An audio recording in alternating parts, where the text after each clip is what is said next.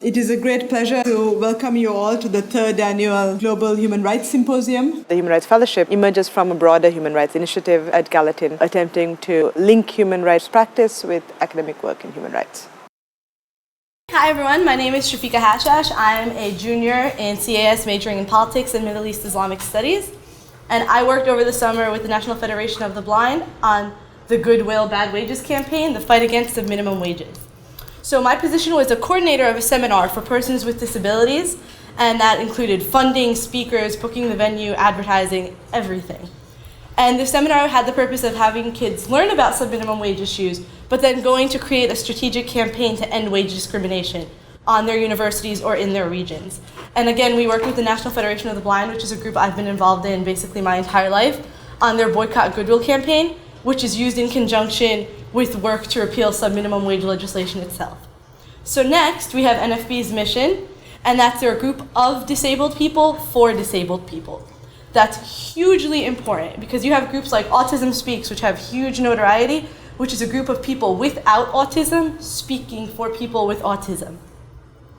And they base things off something called a medical model, which is it's all about the cure, it's all about the cure, life is so tragic, as opposed to NFB's motto, which is to achieve opportunity, equality, and security for people with disabilities.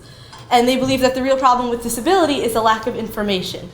And they believe that with proper training and opportunities, disabilities can be reduced to no more than a physical nuisance. And they've teamed with 50 self-advocacy groups, such as the Autism Self-Advocacy Network, United Cerebral Palsy Advocacy Network, different phenomenal groups. So next we have an infographic, and the main blurb in this one is about 14C, which allows employers to have no wage floor for people with disabilities. It was created after the Great Depression in 1938.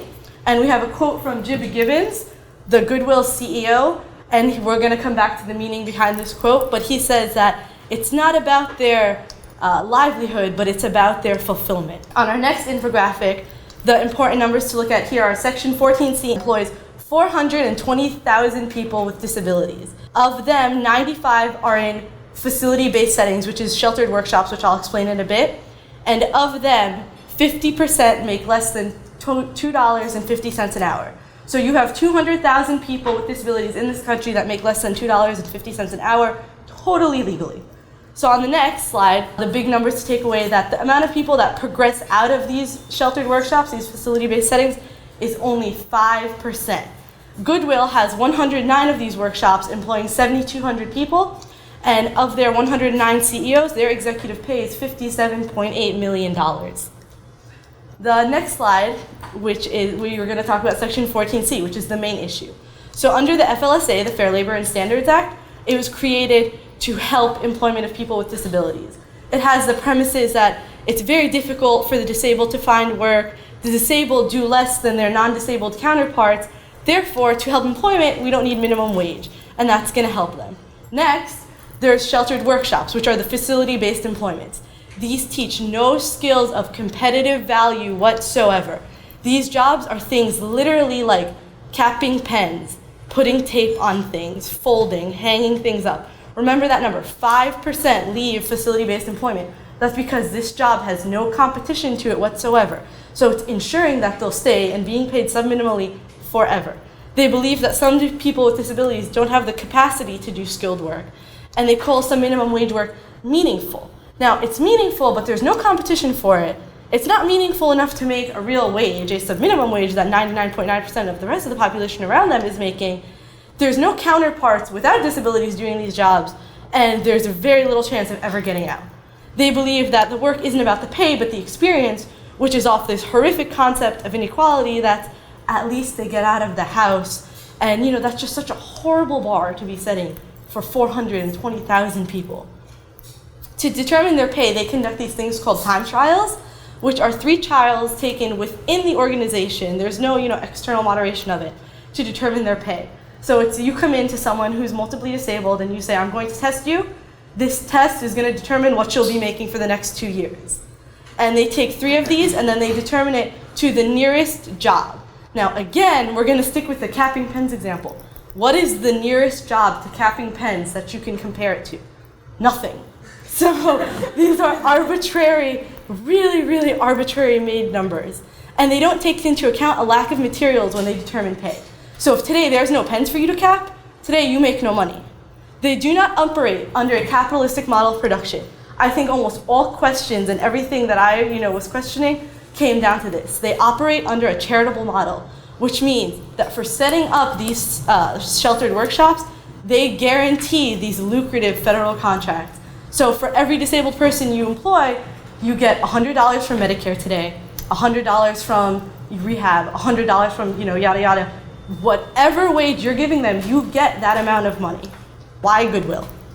Goodwill employs 7,200 people under sheltered workshops. They have 109 facilities, several wages under $1. The issue was brought to them before a campaign was ever created, and their response was to form a lobbying team for Section 14C. So no money for minimum wage, enough money to lobby. They're a household name, and they receive millions from universities nationally and regions. NYU donates 40 to 50 tons to Goodwill every year, and anyone who lives in a dorm can tell you how much there is in hallways and in basements that is just stacked up when everyone moves away. They are a charitable model again, so they receive huge federal contracts for just hiring disabled employees. They are a $5 billion a year grossing industry. So this is not an act of goodwill, but good business. So what did the seminar do? The seminar first held discussions on disability philosophy. We then researched regional involvement with Goodwill, and that was pretty thorough research in how is your university complicit, how is your region complicit, and we did power maps which outline university coalitions that could be built against sub-minimum wages, because it sounds so hard when you're thinking you're the only group doing it. But when you have actual support, it really seems more accomplishable. And the last photo is hassle line activities, which is learning how to think on your feet, how to take criticisms, how to think under pressure. And the criticisms aren't just from the employers of some minimum wages, but they're from families and people working in these workshops too. We had a good amount of fun with this activity. And the next slide, we did action planning. There's no picture for this, but each group created actions for realistic timelines to achieve things that they could do on their campuses or regions. There were small scale things like petition, Facebook, Twitter campaigns, sticker tagging, which is a really cool campaign, and large scale, which is the ultimate removal of your university or region's complicity in aiding sheltered workshops. We had some really cool slogans: 1930s wages, don't pay 2013 bills, Goodwill, bad wages, Greedwill, pocket change doesn't equal pay. Next, we have a group photo that we all took after we read a petition, and everyone just had a really good time. And people took it back to their campuses, and really great campuses: University of Illinois, Urbana, U Texas, Cornell, like really, really, amazing things.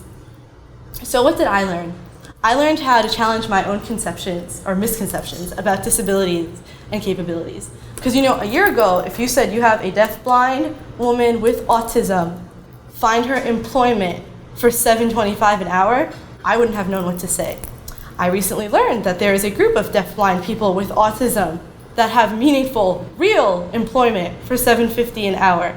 And there are thousands upon thousands of examples of severely, severely disabled people around the world performing actual work that is meaningful monetarily and mentally fulfilling. I learned to understand that disabled people are fearful of losing these sub-minimum wage jobs, and there's two reasons for that. One, it's the vulnerability that this system has created towards them. But also, it's to understand that these people in these jobs and their families have probably never been given the bar to have been set any higher than what it's at, which is nearly nothing. Like if you think about the first time you were told, what do you want to be when you grow up? You were 5. And then you kept being told that every year until you graduated and went to college, whatever. For the first time at age 18 or 21, people are saying, so what do you think you want to do? And then they kind of say something, and then they give them a list, and you kind of say, okay, you can do this. And that, I learned to understand that, this short-term consequences of people being fearful are necessary for long-term equality. And Anil Lewis, who was the head of the sub-minimum wage campaign, both in Congress and for the NFB, he's an incredible activist, and he was, our main speaker at the seminar. He gave the example that after slavery ended, there's a huge history of fear of where will I get my next meal? I no longer have a shelter. But is anyone going to argue that slavery shouldn't have ended? No. So I learned what charitable organizations do and how they profit. I learned that it's so much a myth that all these people will lose their jobs. Because if you close this sheltered workshop, or if you stop employing them, it doesn't necessarily have to be the sheltered workshop, but if you stop employing these people, you lose all your federal funding. You are not making money off of the pen cappers. You are making money off of just purely off of their employment. I learned that there are really good systems of employing severely disabled people. And one of the greatest companies that does this is Walgreens, and nobody makes less than, I think it's like 11 an hour. I learned that while yes, sub-minimum wages do perpetuate inequality, it's the notions that people are less capable that perpetuate sub-minimum wages. And I learned how NFB's philosophy is just so applicable and just so right, and how it's really all about opportunity, it's about training, it's about mentality and information. And my last slide is, what does the future hold? Well, there is a National Disability Day of Action on October 17th, spread across the 50 allied groups, and it's thousands of people across the country, and that was started at this summer seminar. There's a Facebook page for the college campuses, that's facebook.com, Goodwill, Bad Wages, and there are long-term plans for individual universities or regions. I'm actually, NFB and other groups have been asking to have more seminars done like this, and right after the dinner's over, I'm going up to Albany to do a seminar tomorrow. And the seminar attendees were so amazing, and they're just doing such great work on their campuses. And there's a working group that keeps in touch with everyone who attended. And the biggest takeaway that I really think I want people to understand is we're not advocating against better versus good, but we're advocating against the bad. And I would amend that to say the terrible, and that's by Anil Lewis, who was our seminar head speaker. Thank you.